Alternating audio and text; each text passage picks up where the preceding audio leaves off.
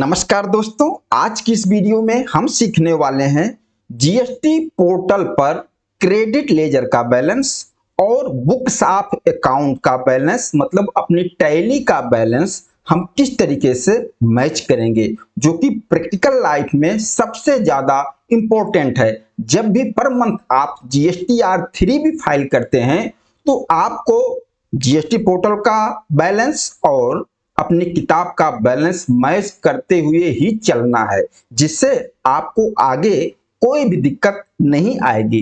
तो किस तरीके से होगा, चलिए प्रैक्टिकल एग्जांपल के साथ एक एक एंट्री को हम समझने वाले हैं और हम एंट्री कर भी देखेंगे कि एडजस्टमेंट एंट्री किस तरीके से हमें करना है मैच करने के लिए।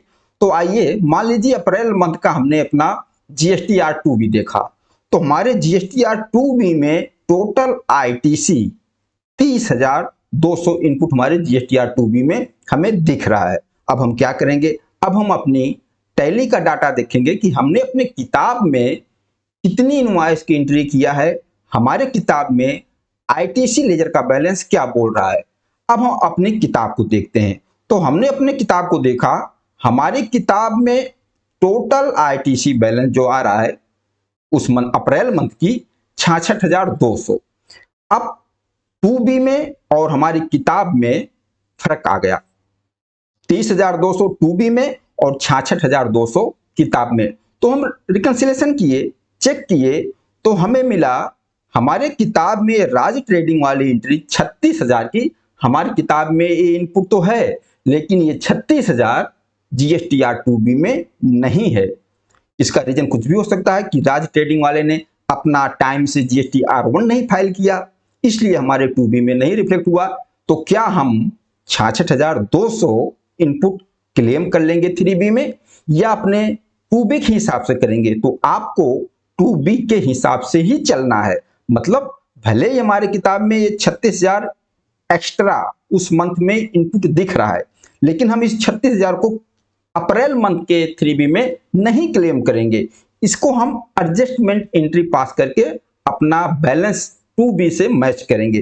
तो 36,000 को एडजस्टमेंट एंट्री डालेंगे, जिससे कि 2B जैसे 30,200 है उसी तरीके से 30,200 हमारी किताब में इनपुट आ जाए। तो चलिए एडजस्टमेंट एंट्री कैसे डालेंगे, देखिए ये जो एंट्री डलेगी आपका अप्रैल मंथ में आप इस ITC को नहीं ले पा रहे हैं, क्यों? 2B में नहीं आया, लेकिन नेक्स्ट मंथ में आपको इस ITC को क्लेम करना ही है, क्योंकि 2B में नेक्स्ट मंथ में रिफ्लेक्ट हो जाएगा।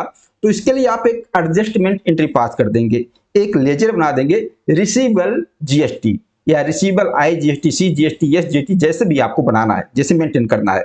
तो हमारी IGST थी, तो हमने रिसीवेबल IGST का लेजर बना दिया। अब आप इस लेजर को किसके अंडर, ड्यूटी एंड टैक्सेस में भी रख देना या करंट असेट्स में रख देना, क्योंकि ये तो नेक्स्ट मंथ आपका जीरो हो जाना है।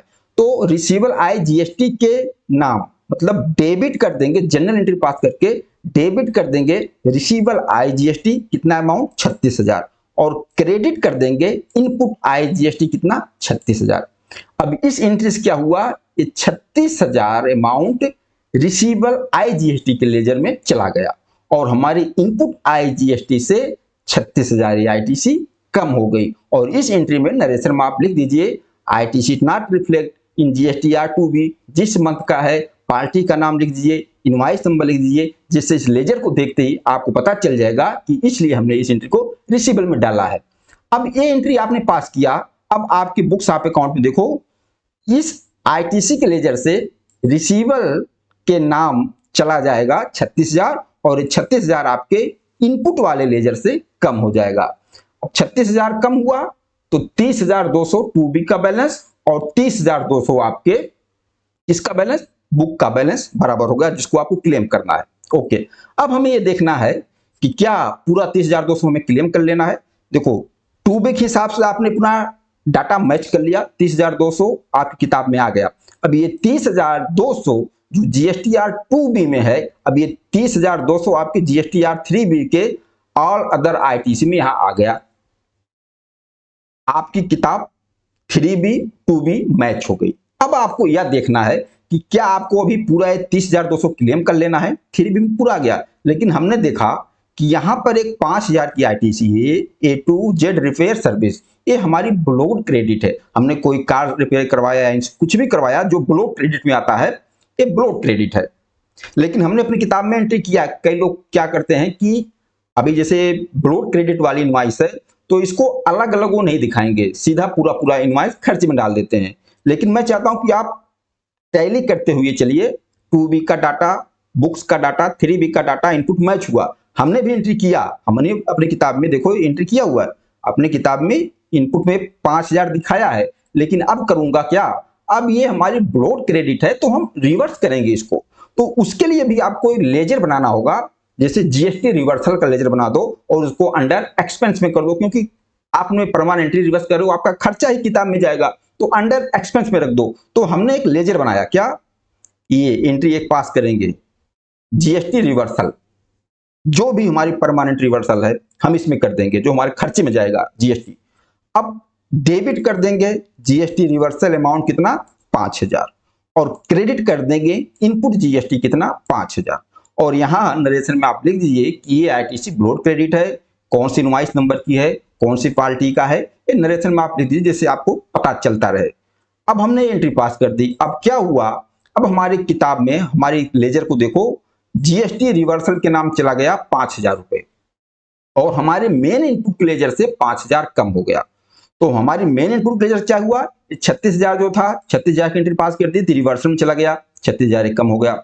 और ये 5000 को जीएसटी रिवर्सल में डाल दिया, सॉरी ये 36000 को रिसीवेबल में डाला था, रिसीवेबल में गया, 36000 हमारी करंट मंथ के आईटीसी से कम हुआ।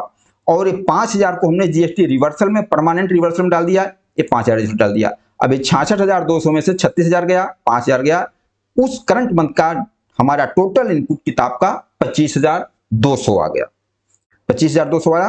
अब 3B में भी यही अमाउंट आना चाहिए, क्यों, क्योंकि ये 5000 हमने रिवर्सल अपनी किताब में दिखा दिया। तो हम 3B में जो हमारा रिवर्सल बनता है, ये देखो आईटीसी रिवर्सल में 2 रिवर्सल है, एक तो ये 17/5 वाला जो है परमानेंट रिवर्सल, और एक सेकंड में अदर्स रिवर्सल जिसको हमें रिक्लेम करना होता है। लेकिन अब अदर्स में रिक्लेम वाला कोई मैटर नहीं बचता, क्योंकि आईएमएस आ गया है। अब जो भी आईटीसी आपको इस मंथ नहीं लेना है, आपके जीएसटी या 2B में दिख रहा है, तो ऐसा नहीं उसकी एंट्री करो फिर रिवर्सल डालो, उस आईटीसी को, उस इनवॉइस को पेंडिंग एक्शन ले लो और 2B को जनरेट कर दो, तो आपके 2B से उस मंथ वो हट जाएगा। नेक्स्ट मंथ में जब आपकी आईटीसी 2B में रिफ्लेक्ट हो जाएगा तो आप उसको एक्सेप्ट करके रीजनरेट कर देंगे, 2B में आ जाएगा। तो अदर्स वाले में रिवर्सल 3B में दिखाने का कोई मैटर है नहीं, क्योंकि आईएमएस इसकी फैसिलिटी में दे रहा है। लेकिन परमानेंट रिवर्सल 5000 है, तो इस परमानेंट रिवर्सल को हमने 5000 दिखा दिया। अब नेट आईटीसी हमारी जो टोटल ऑल अदर आईटीसी थी, उसमें से रिवर्सल को माइनस करने के बाद हमारा नेट आईटीसी 25,200। अब ये 25,200 हम क्लेम कर रहे हैं, ये हमारे इलेक्ट्रॉनिक क्रेडिट लेजर में जा रहा है 25,200, और एडजस्टमेंट एंट्री करके हमने किताब में भी ये देखो 25,200, तो हमारी किताब और 3B का आईटीसी बैलेंस बिल्कुल मैच हो गया। अब क्या होगा, ये तो हमारी आईटीसी हो गई। अब इस मंथ आपकी जो भी आउटवार्ड सप्लाई होंगी, आपको पेमेंट भी करना होगा, लेकिन अब पेमेंट में आप इस आईटीसी को यूज करोगे। अब मान लीजिए हमारे लायबिलिटी है 25,000 की लायबिलिटी है, 25,000 हमें जीएसटी पेमेंट करना है, तो आप उसकी भी एंट्री पास करोगे तो आपके आईटीसी से 25,000 का बैलेंस कम हो जाएगा।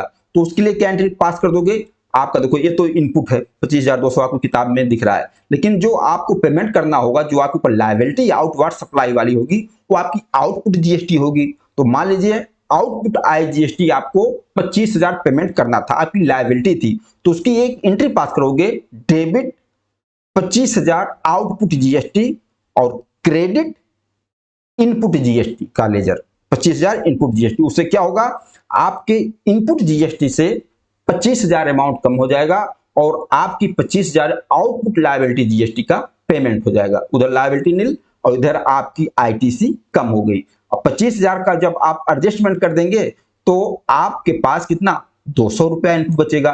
और यही जब आप जीएसटीआर 3B फाइल कर देंगे एडजस्टमेंट करने के बाद, तो यही 200 रुपया आपके इलेक्ट्रॉनिक क्रेडिट लेजर में बैलेंस बताएगा कि आपका 200 रुपया बचा है। और किताब में भी आपके उस मंथ GSTR 3 भी जो आपकी किताब की ITC है उसमें भी 200 रुपया बैलेंस बचाएगा। अब क्या करोगे, ये आपकी करंट मंथ का क्लोजिंग होगा। अब यही नेक्स्ट मंथ में आपकी ITC ओपनिंग बन के आएगी और इसी तरीके से ट्रीटमेंट आपको फिर नेक्स्ट मंथ में करंट मंथ में करना है। तो इस तरीके से आपका GST पोर्टल का डाटा और आपकी किताब का डाटा मैच होते हुए चलेगा। अगर आप इस तरीके से वर्किंग करते हुए पर मंथ चल रहे हैं तो ये पक्का है इन फ्यूचर कोई भी आपकी ऑडिट हो रही है या कोई भी नोटिस आ रही है, आपको अपनी किताब को GST पोर्टल को रिकंसिलिएशन करने में कोई भी दिक्कत नहीं आएगी और GSTR 9 फाइल करते समय भी कोई दिक्कत नहीं आएगी। तो ये चीजें मैंने आपके सामने बिल्कुल प्रैक्टिकल चीजें डिस्कस की। हाँ, आपको अभी भी कोई अगर डाउट होता है, कुछ चीजें क्लियर नहीं हो रही है, नहीं समझ में आ रहा है, तो कोई दिक्कत नहीं, आप कमेंट करके आप मुझसे पूछ सकते हैं और मैं पूरी कोशिश करूंगा आपके हर एक जो भी क्वेरी आपकी होगी उसका मैं रिप्लाई जरूर दूंगा। इस वीडियो के बारे में बताना, यह वीडियो आप लोगों को कैसा लगा। नमस्कार, धन्यवाद।